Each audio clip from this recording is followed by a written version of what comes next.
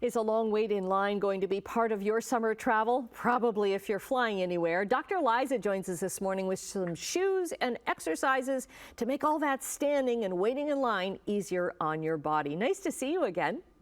Nice to see you as well. So this is very important because there's actually a study conducted on behalf of Tylenol Canada that showed in the last 2 years, a third of Canadians have reported new leg and foot pain.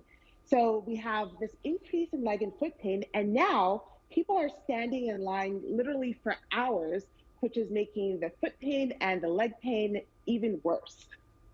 Okay, so what are you going to suggest that we do to make things better?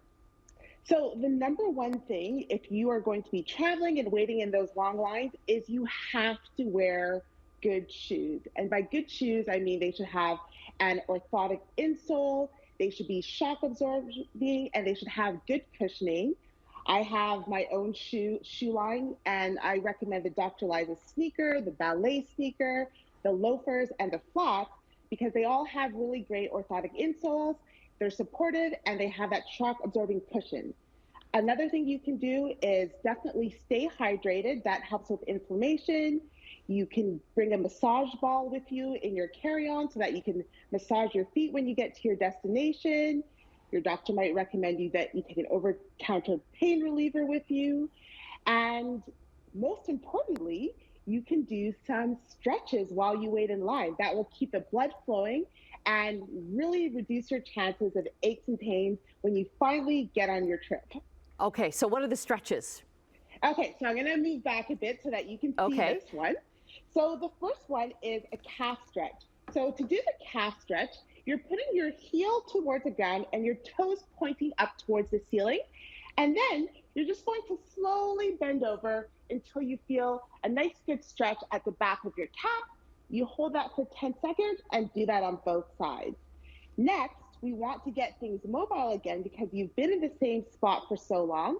So that's when you get into the ankle circles. So you want to go clockwise 10 times, and then you want to go counterclockwise 10 times. And this is good because not only does it help with your balance, but it really gets the blood circulating into your feet. You don't have as much swelling when you're standing for a long period of time. And then next, oh, go ahead. No, you go ahead. You go ahead. Okay, so the next thing we're going to do is a great stretch for your glutes. These muscles are doing a lot of the work when you're standing in order to support you. So to do this one, you're just bringing one leg behind the other leg, so in a cross, and then you can just bend to the side till you feel a stretch. And this will help your glutes, it will help your legs, but also it'll help your lower back. And then you want to make sure to do that on both sides. And if no one's too close to you, you can even take your arm and really get into that stretch. That's what I was going to say, because you want to make sure that you're not too close to the other people in line, right? And you want to make sure then that your hand's free, but you've still kind of got your carry-on kind of close to you.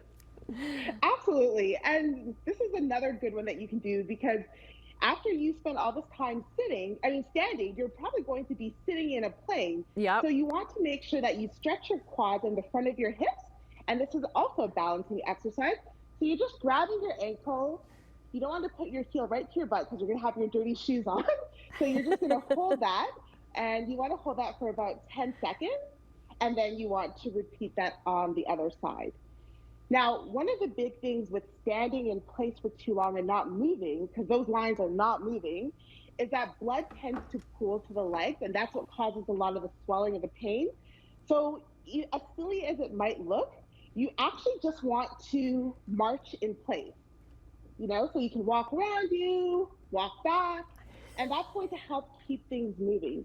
Because one of the biggest problems with standing in place too long, and the same reason why sitting in place is so bad, is that we're not moving, we're not getting blood flow to our muscles, then we get more inflammation.